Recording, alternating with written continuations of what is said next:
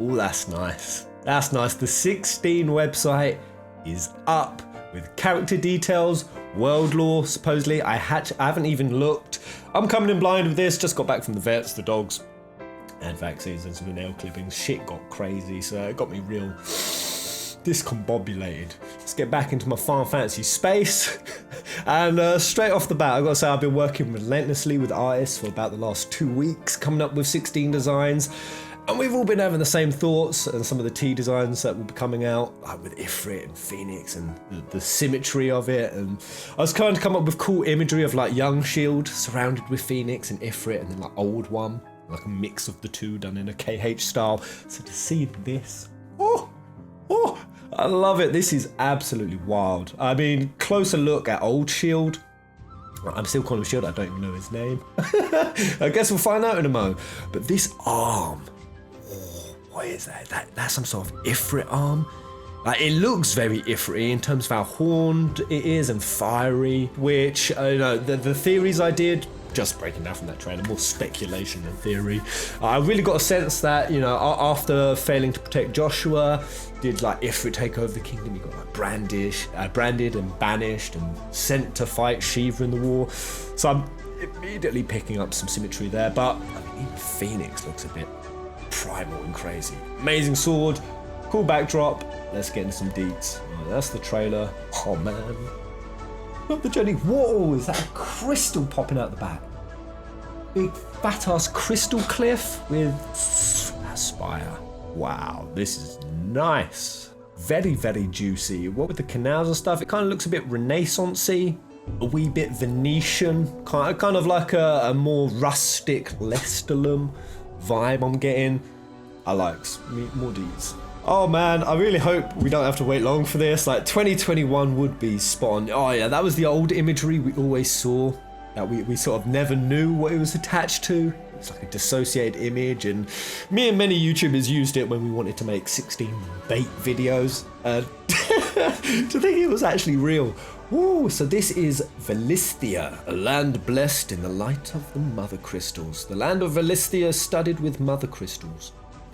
Oh, maybe that's what those really tall spires and towers were. Just noticing a little dragon wyvern thing here.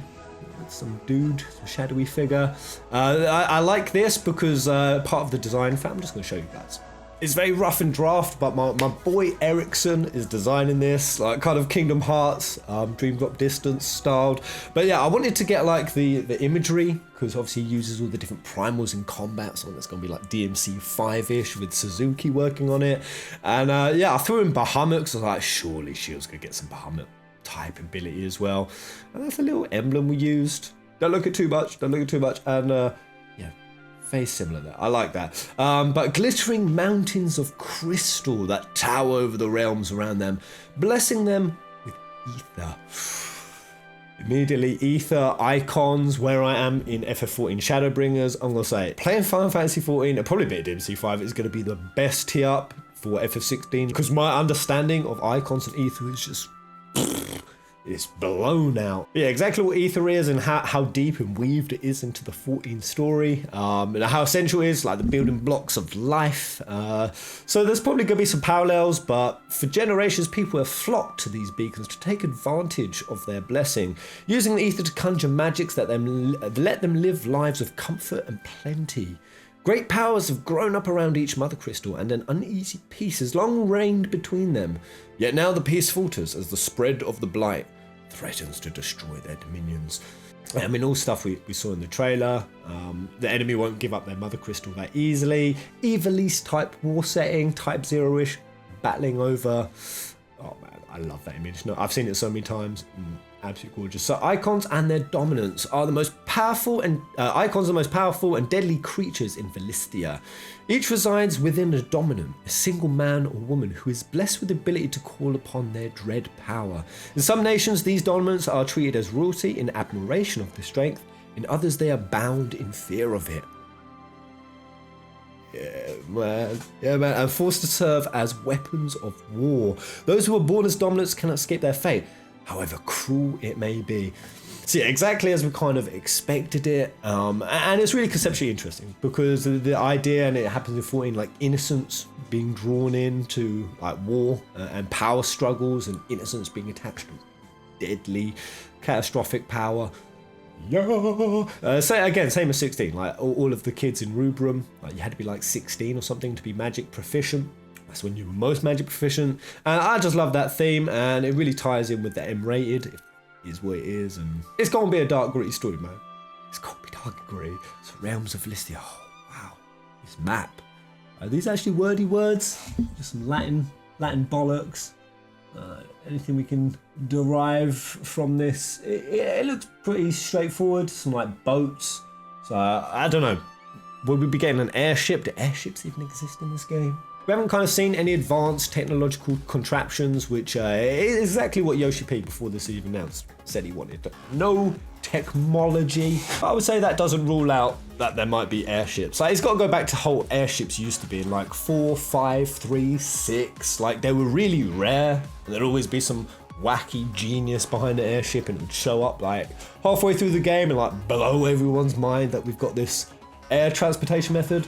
Here we go, the realms. So the Grand Duchy of Rosaria. Long ago, a group of small independent provinces in western Valisthea found strength in unity and formed the Grand Duchy of Rosaria. After years of relative prosperity, the duchy now finds itself threatened by the spirit of the Blight, a threat that left unchecked would doubtless usher the realm to ruin. Rosaria draws its ether from Drake's breath, another crystal situated on a volcanic island off the coast. The dominant of the Phoenix, Icon of Fire, is enthroned as Archduke when they come of age. Oh, okay, so hometown. The hometown of Joshua and whoever Shield is, whatever his goddamn name is. What I was calling hometown, that's Rosaria.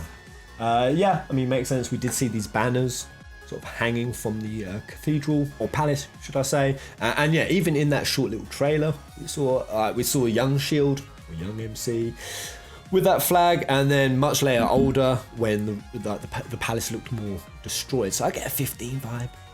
He's going to get banished. It's going to be about returning, and whether that's reclaim the throne or free Joshua, free Ifrit, free Phoenix, kill Ifrit. Who knows? But the Holy Empire of Sanbreque. Sanbreque is the largest theocratic force in Valisthea. So theocracy being they are a god-worshipping nation. Usually that being a single entity. So obviously whoever their dominant is, they're in a very high position. The empire's holy capital, Oriflamme, is built around Drake's head, the mother crystal that blesses the surrounding province with abundant ether. The people happily take advantage of this, living in comfort and security under the watchful gaze of the Holy Emperor. My brain noodle is instantly jumping to some Heaven's Ward bizzle.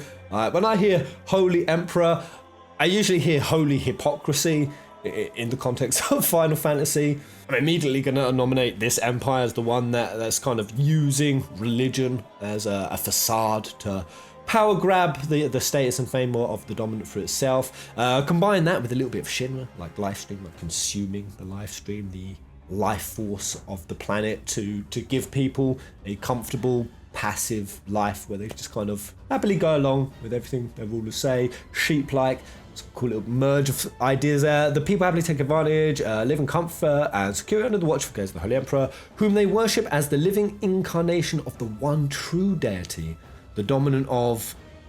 it's not a clicky. The dominant of Black Smudgeroo serves as the Empire's champion, taken to the field in times of war to root its enemies. Yes, definitely get the vibe, like whom they worship as the living incarnation of the one true deity, but the dominant is kind of used as a pawn, a champion. So they've kind of trying to shift the deified aspect of the dominant onto the Holy Emperor, so he gets all the credit. There's some corrupt shit happening in Sanbreque. Oh man, I'm so excited. I love new Final Fantasy journeys, man. So goddamn intoxicating. The Kingdom of Waloed. Waloed claims the entirety of Ash, the eastern half of Valisthea, as its dominion. The kingdom's control of the continent has often been tested by the orcs. Orcs? Zug? Me not that kind of orc. And other beastmen who make their home there. beast tribes. So 14-y, man, who make their own, but the current ruler of the realm, dominant of some.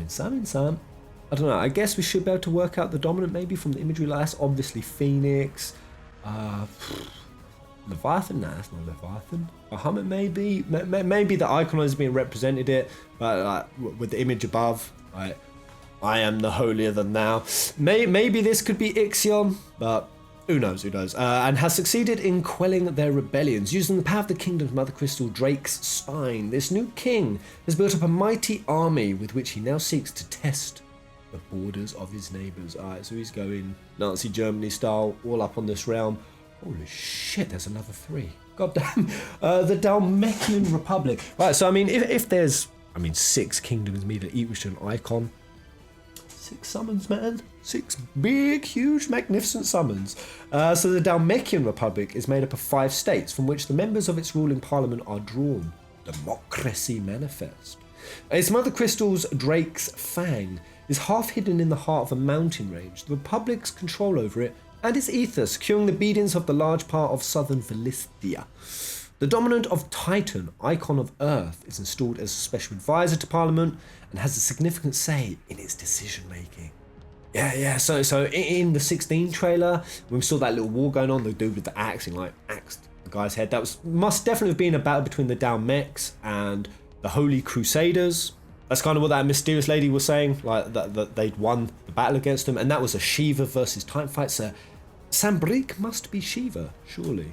And yeah, we then had MC's kind of like fallen assassin group, like obviously trying to sneak in, and they were shocked. Titan had been brought out so early in the fight. So those were the Dalmeks. Okay, the Iron Kingdom. A small group of islands off the coast of Storm, the western half of Valisthea's twin realms. Yes, Battle of the Twin Realms. That's what it says. 2 main continents. Uno, dos. Make a descensor. The Iron Kingdom controls Drake's breath, the mother crystal that sits at the heart of one of their islands, long a source of contention with neighbouring Rosaria.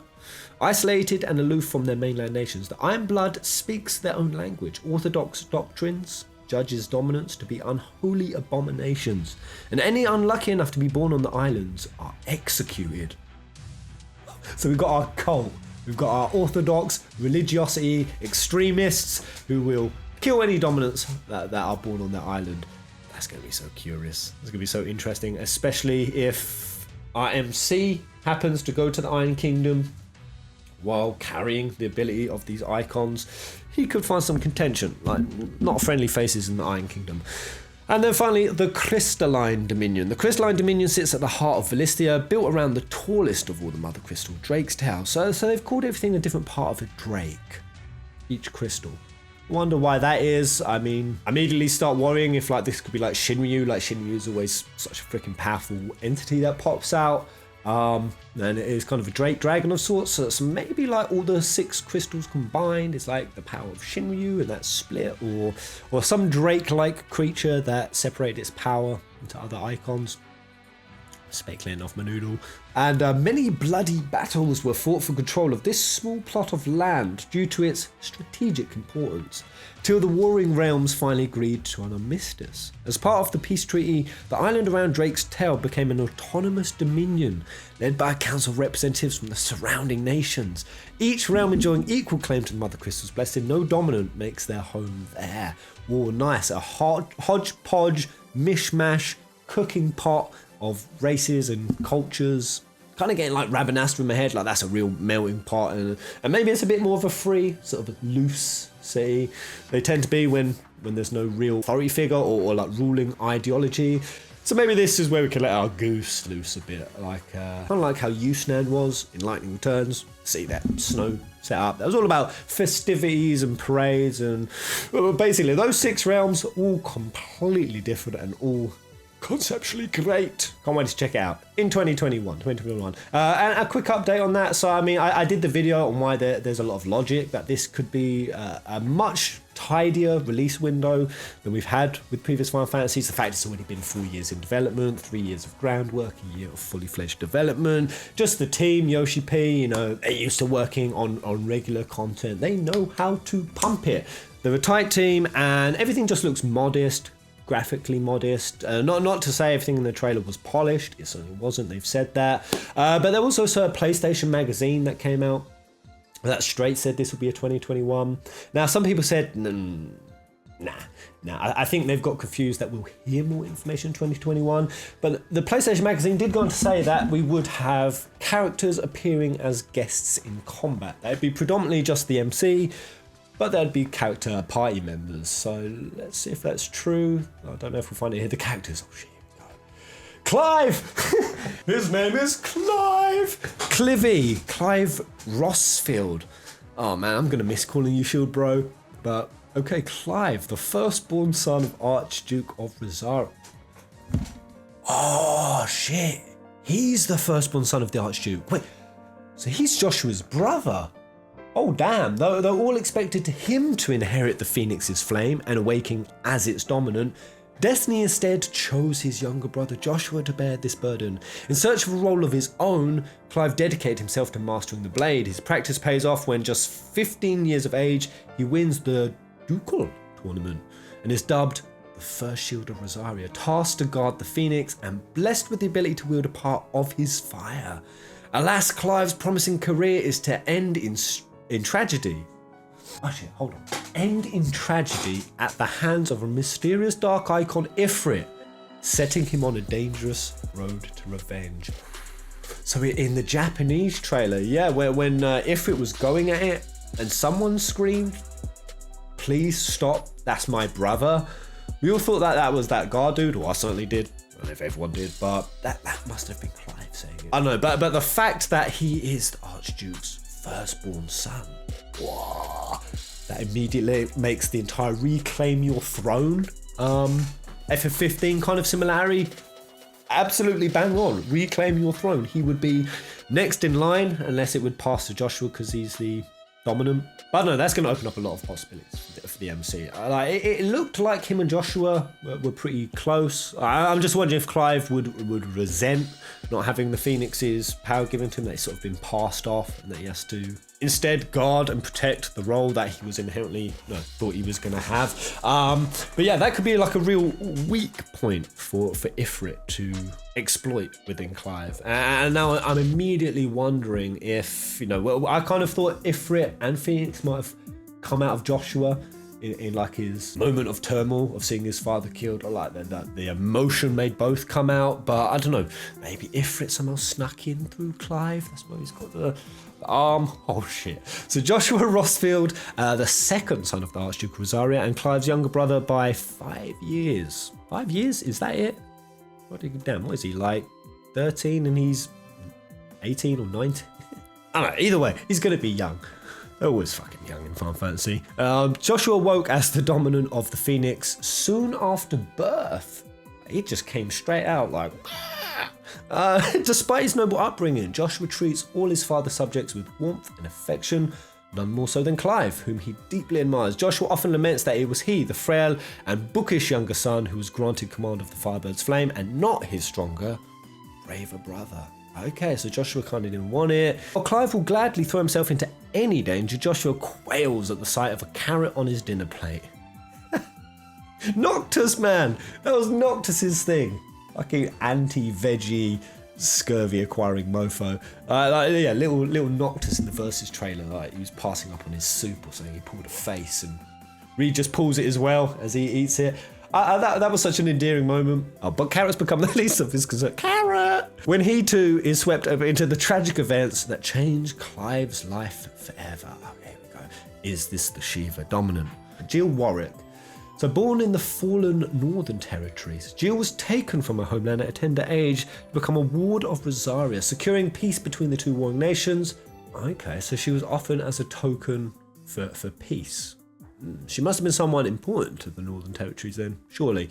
But the Archduke insisted that she be raised alongside his sons. And now at 12 years of age, she is as much a part of the Rosfield household as Clive and Joshua, ever kind, gracious and unassuming.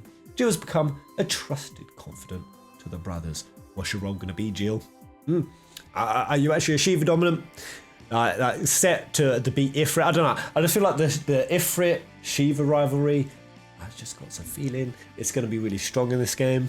For anyone who didn't see my theory vids, yeah, the idea I really sort of attached to it. I like the idea of Shield or Clive sort of being thrust out into this war as they vie for the powers. And Ifrit or possessed Joshua, I don't know. I just feel like Phoenix is definitely going to be encaged, and that he would assume the help of Jill in freeing Joshua. She would seek to release him or avenge him.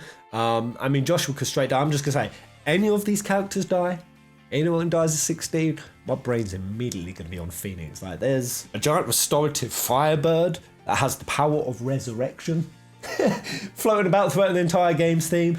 There's going to be a big resurrection scene, but wow, really nice sight, really nice little tease, not too spoilery, not too much given away, but yeah, really love the artwork. Okay, I think we have the realms road mapped. So that was my blind react. I've gone away for about an hour or two. I was going to try to locate them, but you guys are already on it. You're already faster than me. James Baddicker had blown me up within like half an hour of the website landing, and thanks to Tia Crease, you said Christ, no Christ, I like it.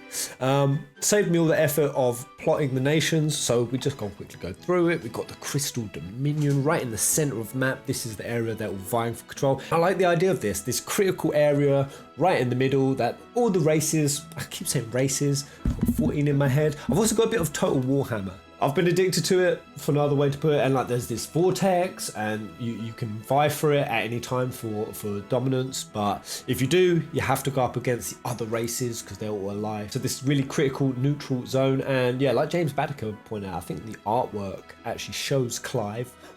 I'm going to talk about the name in a minute because it's really had time to sit on me. Clive, creepy Uncle Clive.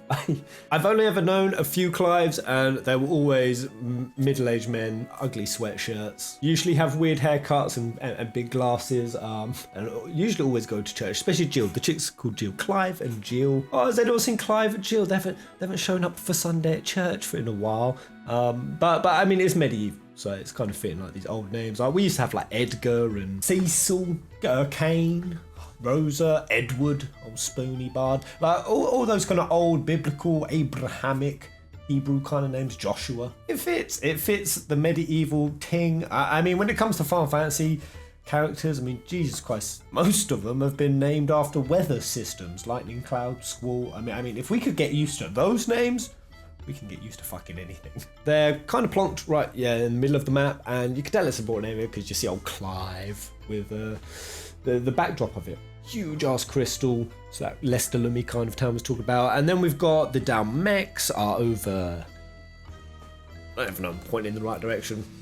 There it is. Their crystal is kind of half buried in a mountain, very fitting with time. And we got our hometown, Rosaria, which we're seeing loads of shots of. They're on the western province of Valisthea over here. And this is what it's all gonna be for. This is what our boy Clive is going to be fighting for. His hometown, and the area that they occupy is known as the Drake's Breath. One of the two Drake's Breaths, the other one is the Iron Kingdom, very nearby. I don't know why I'm still pointing, I have no idea where I'm at. These are the ones that the Rosarians have been in contention with for a while. So nearby, crazy cult-like people. It says they occupy a bunch of islands off the coast, off the western half, near Storm, wherever that is. Am I in it? I could be.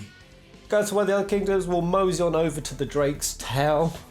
Head on to that. That's where the Orc boys are, the beast tribes. It's the east. It's the savage lands of the east. And I was looking at the crystal and it kind of looked like water fountainy.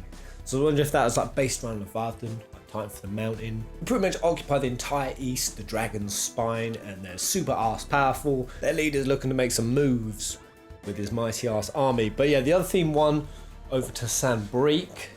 Yeah, we kind of got an image of this. This is the Ishgard looking place, which, as I was saying, the Holy Emperor. You can see it's the castle, and yeah, that was that random ass image that we didn't know about. It looks exactly, and it's so funny considering I played Thordan, and I immediately got the Heavensward Ishgard vibe, and now it looks like it. What are you doing, Yoshi-P? I mean, I don't want any spoilers, but I've just played Shadowbringers, and now that Ishgard, I understand why Kalusia is like Ishgard. And now this, are you doing a SHARDBERT, Yoshi? Are you SHARDBERTing us? Are you doing it, Yoshi? Is this something like reflection based? I'm getting the vibe, especially when Heavensward, like, you know, Midgard Soma, he like made himself really small, and he's like that small little drake that followed you around. Well, you look in the shot and you see that drake with Clive looking at the Heavenswardy looking city.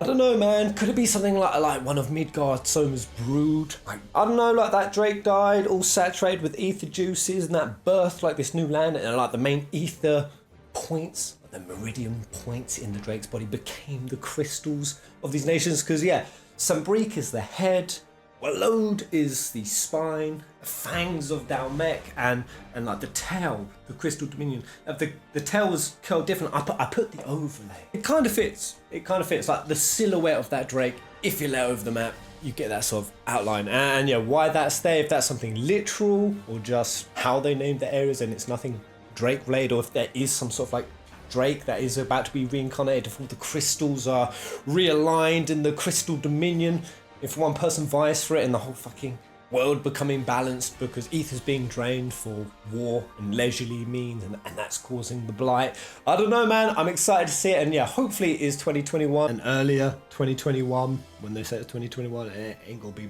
back end of that year. It could easily happen, but my hopes are really high. Everything this project is just gonna be really tight and refreshing in terms of development time. See a solid, timely release with a solid story. This feels like the ones. But anyway, really compelling locations to navigate. Can't wait to go through this world. Let me know what you guys think in the comment section below. Final Fantasy 16 journey. Here we go. I'm such a cheesy motherfucker. Kupo!